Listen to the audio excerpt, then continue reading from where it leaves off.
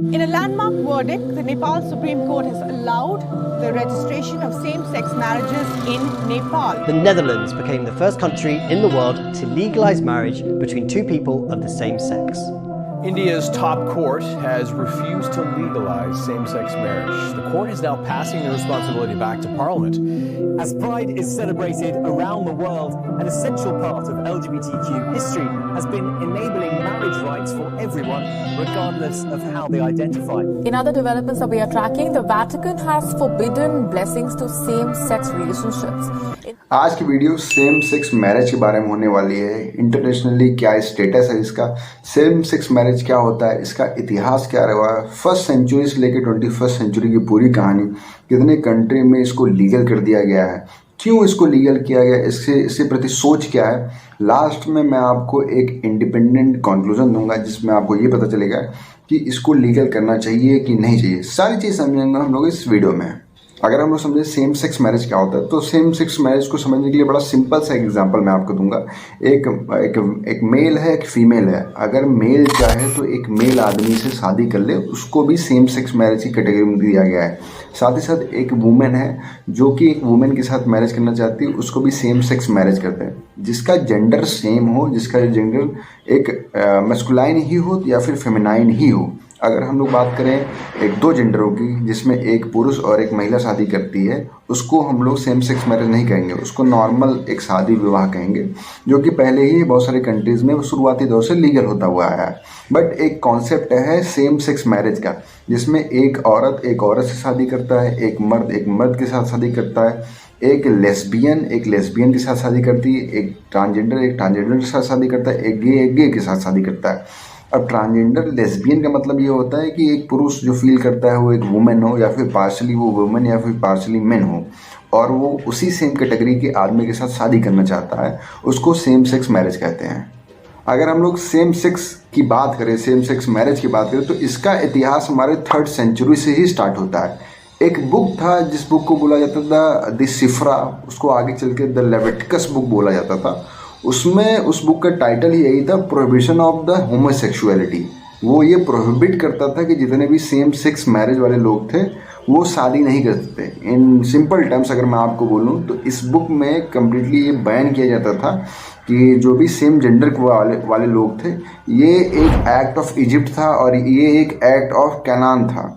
Act of Egypt और act of canyon जो कि कम्प्लीटली प्रोहिबिटेड था सिफ्रा में, कि किसी भी प्रकार का सेम सेक्स मैरिज हमारे कंट्री में, इस होली प्लेस में नहीं होना चाहिए अकॉर्डिंग टू दिस बुक। अब एक हिस्टोरियन थे क्रेज ए विलियम्स, वो कहते हैं कि पुराने समय में जो रोमन्स का पीरियड था उसमें बहुत सारी जगह पे ये पाया गया था कि रोमन्स सेम सेक्स वाले लोगों के साथ शादीशुदा किए थे, एक मैरिज सेरेमनी परफॉर्म किए थे जिसमें मेल और मेल शादी कर रहे हैं, फीमेल और फीमेल शादी कर रहे हैं।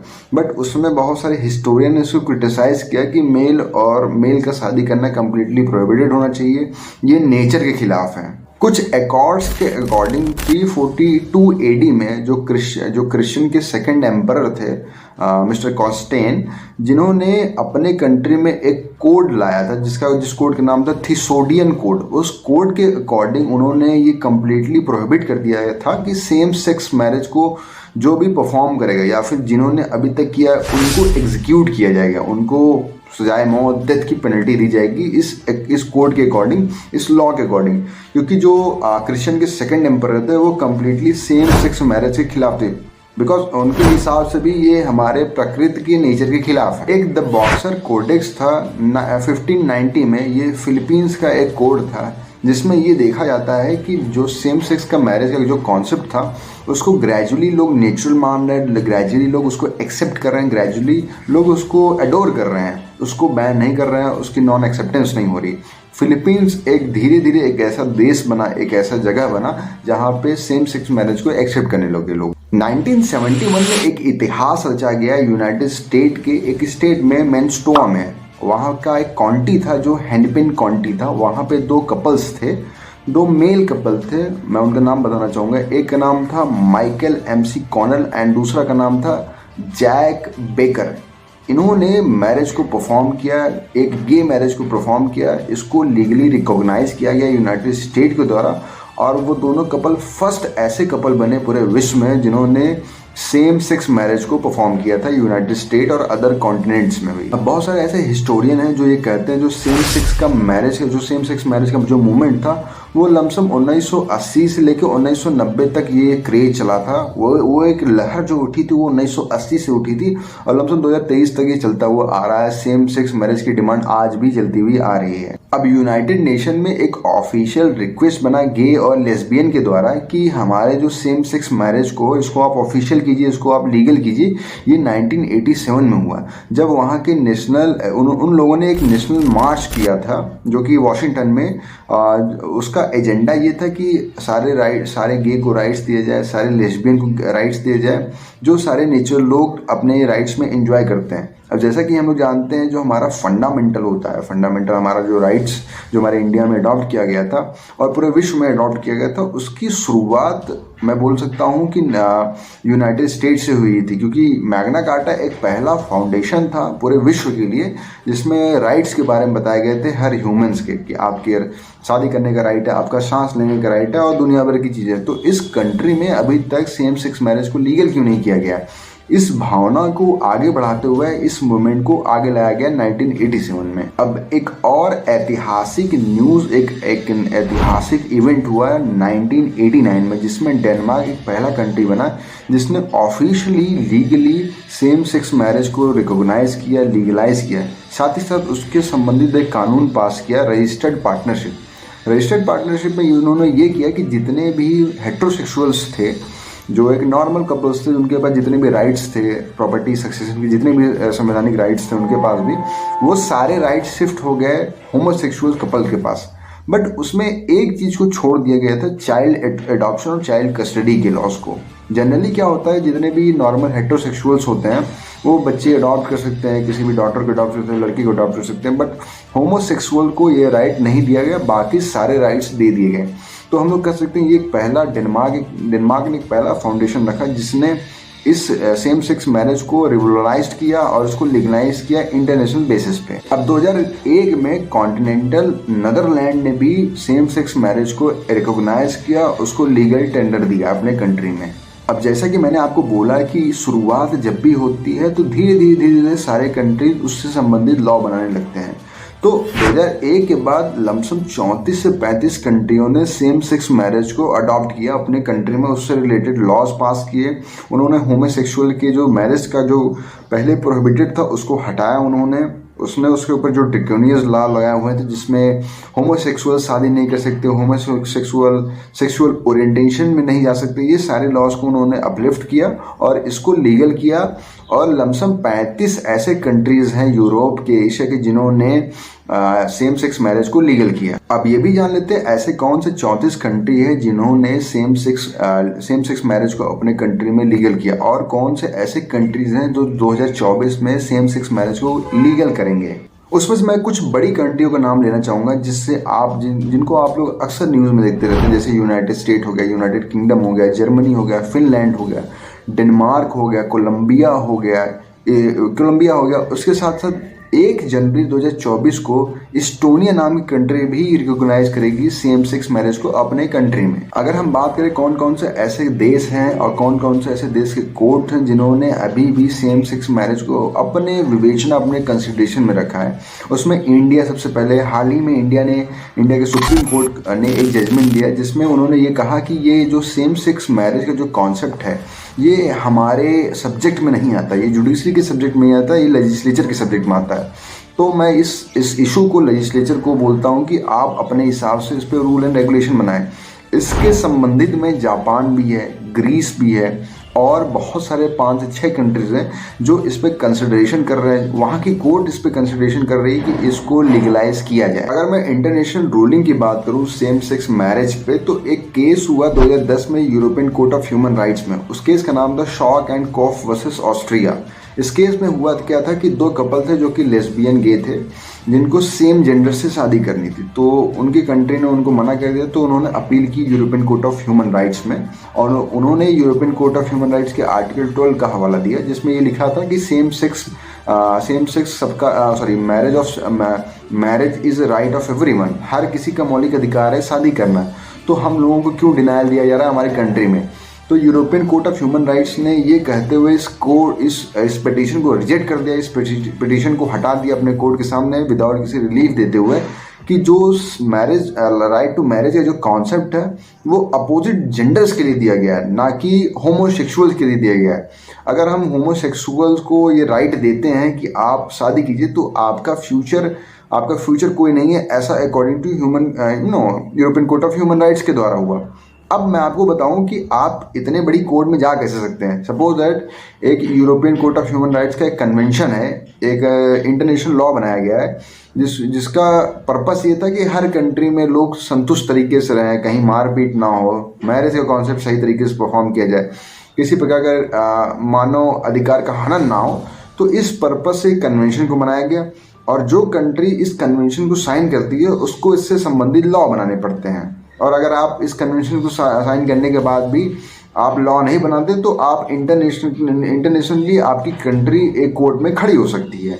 तो यही उनकी कंट्री में हुआ, उनकी कंट्री ने इसको साइन किया था, फिर भी उससे संबंधित लॉ नहीं था, तो उन्होंने European court of human rights में इससे संबंधित अपील किया। बट जो यूरोपियन कंट्री का जो यूरोपियन ह्यूमन राइट्स कन्वेंशन था, इसमें भी कोई ऐसे लॉ और लेजिस्लेचर नहीं थे जो सेम सेक्स मैरिज को प्रोटेक्ट करते हों।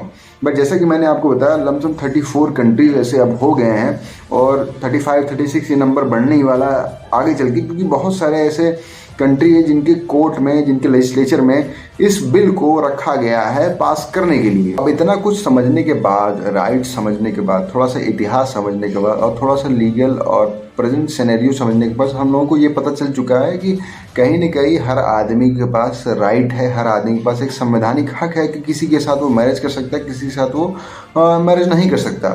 ये लागू होता है लेस्बियन पे भी, ये लागू होता है गे के भी, ये लागू होता है हेट्रोसेक्सुअल पर्सन के भी और होमोसेक्सुअल पर्सन के भी।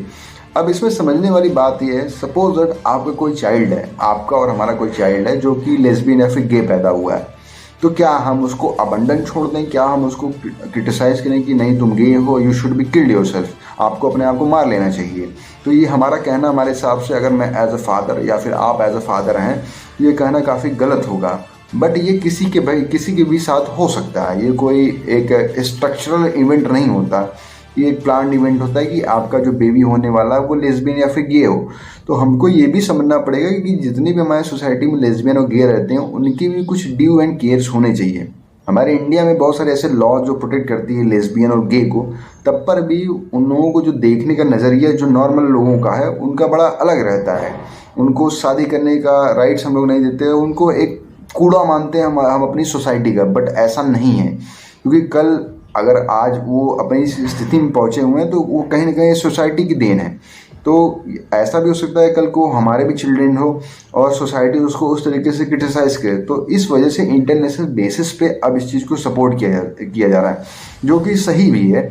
अगर मैं आपको बोलूँ कि क्या एक लेस्बियन, क्या एक गे बच्चा पैदा कर सकता है, क्या इनके पास राइट्स हैं, तो एक ट्रीटमेंट होता है सूरोगेसी एंड TVF ट्रीटमेंट, जिसमें एक एलिमिनेशन का ट्रीटमेंट होता है, जिसमें फर्टिलाइज किया जाता है एक वुमेन के में जो कि दूसरे मेन के द्वारा होता है वो। तो उससे वो लोग एक बच्चे को अडॉप्ट कर सकते हैं, वो लोग एक अडॉप्शन के मेथड को ऑप्ट कर सकते हैं। तो अगर ये हम लोग बोलें कि वो बच्चा नहीं कर सकते बट वो एडॉप्शन कर सकते हैं, और एडॉप्शन मेरे हिसाब से सबसे बड़ा गॉड का काम होता है, क्योंकि बहुत सारे ऐसे बच्चे हैं जो अनाथालय में पड़े हुए हैं। अगर उनकी कोई ड्यू केयर करता है, चाहे वो गे हो चाहे लेस्बियन, तो उससे कोई फ़र्क नहीं पड़ता। अपने इंडिया में बहुत सारे ऐसे पेरेंट्स हैं जो कि गे हैं, जो कि लेस्बियन हैं, बट उनके पास एडॉप्टेड बच्चे हैं, उनके पास एडॉप्टेड डॉटर्स हैं जिनको वो एडॉप्ट किए हुए हैं और बहुत ही अच्छा कर रहे हैं वो लोग अपनी लाइफ में। तो हम लोग कभी भी एक आदमी को देख के उस पर एक डिसीजन नहीं बना सकते, हमको उसकी एक फ्यूचरिस्टिक प्लानिंग करनी होगी। अब इससे संबंधित सुप्रीम कोर्ट में एक मैटर गया था। सुप्रीम कोर्ट ने ये लेजिस्लेचर को डायरेक्ट किया है कि आप इससे संबंधित रूल एंड रेगुलेशन बनाइए। अब हमारे इंडिया में इंडियन पीनल कोड में बहुत सारे ऐसे लॉज थे जो होमोसेक्सुअल परफॉर्मेंस को पहले इलीगल मानते थे, बट बहुत सारे ऐसे केसेस हुए हैं, उस सेक्शंस को रिपील किया गया कि अब जो sexual orientation between the same gender वो लीगल है। अगर सेम जेंडर के लोग सेक्सुअल इंटरकोर्स करते हैं प्राइवेट जगह पर, वो कम्प्लीटली लीगल है, उससे कोई सोसाइटी को प्रॉब्लम नहीं होनी चाहिए। क्योंकि हर आदमी के पास सांस लेने का हक है, हर आदमी के पास खाने का हक है, हर आदमी को चलने का हक है, हर आदमी को शादी करने का हक है। उसी प्रकार जो भी लेस्बियन और गे होते हैं उनके पास भी सेम संवैधानिक राइट्स होते हैं। तो जब भी हम अपना एक ओपिनियन बनाएंगे तो हमको दोनों पार्टी को देखते हुए ही एक ओपिनियन बनाना चाहिए। अब हमारे ऑनरेबल सुप्रीम कोर्ट एक सबसे अपीलेंट, सबसे एपेक्स कोर्ट है, वो इस चीज़ को गलत नहीं मानती और इस चीज़ को उन्होंने कंसिडरेशन करने के लिए लेजिस्लेचर को भेज रखा है। तो कहीं ना कहीं अगर हम लोग एक पहलू को देखते हुए बोलें कि अगर हम किसी एक वुमेन को एक ऐसे प्लानिट पे छोड़ दें जहाँ पे मेन ना हो, तो वैसे भी वो प्लानिट डिस्ट्रॉय हो, क्योंकि वहाँ पे कोई डेवलपमेंट नहीं होगा, कोई चिल्ड्रंस नहीं होंगे, तो एक तरह से वो प्लानिट ऑटोमेटिकली डिस्ट्रॉय होगा। तो हम वहाँ पे चाहे एक वुमेन को छोड़ें, चाहे वहाँ पे एक ट्रांसजेंडर को छोड़ें, बट अगर आप लोग बोलेंगे कि हम अगर एक वुमेन और एक मेन को छोड़ दें वहाँ पे, तो वहाँ पे प्रोडक्टिविटी बढ़ेगी, वहाँ पे चिल्ड्रंस होंगे, वहाँ का पॉपुलेशन बढ़ेगा, वहाँ की सिविलाइजेशन एक्सटेंड होगी। बट वहाँ पे अगर जेंडर और ट्रांसजेंडर को छोड़ें तो जाहिर सी बात है वहाँ पे सिविलाइजेशन और पॉपुलेशन नहीं बढ़ेगा। ये तो एक कॉन्स तो है ही, क्योंकि एक आदमी जो नेचुरली डिसेबल्ड हो गया है तो उसके कहीं ना कहीं प्रो और कॉन्स होंगे। तो हम जैसे सिविलाइज्ड लोग, जो सोसाइटी में सिविलाइज्ड लोग हैं, उनकी जिम्मेवारी बनती है कि उनको ड्यू एंड केयर दें, उनको राइट दें, उनको वो तरीका दें जिससे वो हमारे आपकी तरह समन्वय हो पाए। इसका एक बहुत सिंपल सा उदाहरण आप समझना चाहेंगे तो ST और SC और OBC, हमारे इंडिया एक ऐसा कंट्री है जिसमें ST, SC और OBC को संवैधानिक राइट्स दिए गए हैं, रिजर्वेशन दिए गए हैं, मार्क्स में, गवर्नमेंट जॉब में, बहुत सारी जगह पे। उसका देने का पर्पस केवल एक था, क्योंकि ये लोग बहुत ही दबे हुए लोग हैं, इनको हमारे आपके बराबर लाने के लिए दिया गया है। तो उसी प्रकार जो ट्रांसजेंडर और लेस्बियन और गे होते हैं, ये भी समझ लीजिए सोसाइटी के सबसे बैकवर्ड लोग हैं। अब वो उनकी बैकवर्डनेस फाइनेंशियली स्टेटस की वजह से नहीं है, उनकी बैकवर्डनेस उनकी डिसेबिलिटी की वजह से है, क्योंकि वो नेचुरली एज अ मैन और एज अ वुमेन नहीं हो पाए हैं। वो एक अननेचुरल फिनोमिना था जो उनके कंट्रोल में नहीं था, वो एक नेचुरली फिनोमिना जो उनके कंट्रोल में नहीं था। बट वो जो एक्टिविटी परफॉर्म नहीं कर सकते जो कि एक नॉर्मल वुमेन एंड मेल कर सकते हैं, तो उस चीज़ में क्या हमको उनको बाइकआउट कर देना चाहिए? नहीं, बिल्कुल नहीं बाइकआउट करना चाहिए। उसमें उनको तरीका देना चाहिए, उनको समझाना चाहिए, उनको प्रोटेक्ट देना चाहिए, जिससे उस सोसाइटी में एक सिविलाइज तरीके से जी सकें। तो आज का जो हमारा सेशन था, आज का जो हमारा वीडियो का एजेंडा था, वो समझना भी था कि ट्रांसजेंडर को क्यों लीगल किया जाए, ट्रांसजेंडर को क्यों इलीगल किया जाए। साथ ही साथ थोड़ी इसकी ऐतिहासिक चीज़ों को समझा, इंटरनेशनल के मुकदमे को भी समझा। अगर वीडियो अच्छी लगी तो वीडियो को लाइक करो, शेयर करो और चैनल को सब्सक्राइब करो।